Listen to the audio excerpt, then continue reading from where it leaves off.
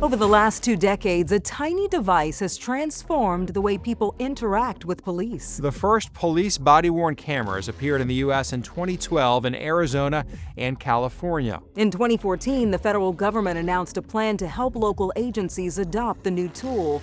The decision came in the wake of protests calling for police accountability following the fatal police shooting of Michael Brown in Ferguson, Missouri. By 2016, nearly half of all law enforcement agencies use body cameras. As of 2020, use was at 79%.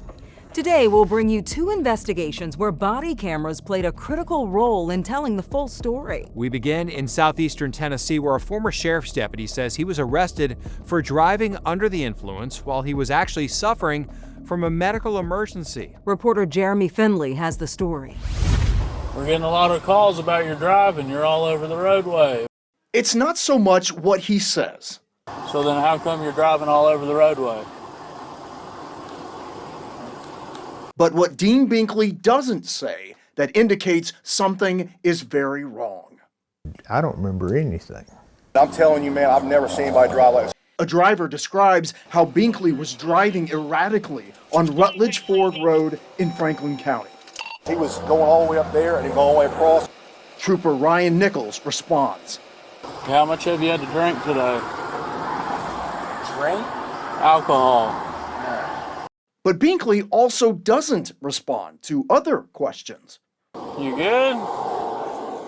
and stumbles. Do you know where you're at right now? Somewhere between, What have you taken today?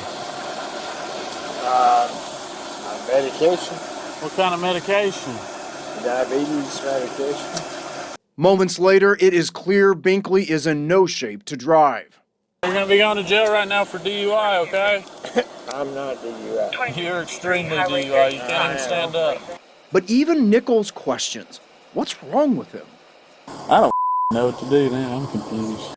Confused because of what Binkley says once he's under arrest. I need sugar. You need sugar? Yes. Are you low on sugar? Yes. Turns out Binkley was coming home from his doctor when his blood sugar levels crashed. What's it like when your sugar gets that low? I'm just like I'm drunk. It's something that paramedics confirm can happen to diabetics who are low on sugar. Because it'll mimic a stroke, forgetfulness, slurred speech, all of that. Once again, Nichols questions what he should do. But I haven't dealt with something like this yet, so I don't know if... I don't want to make a bad call when he just needs medical treatment.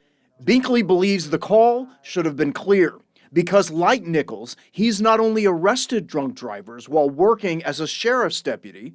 So how many DUI arrests do you think that you've made? Oh, in my career, 100 or plus.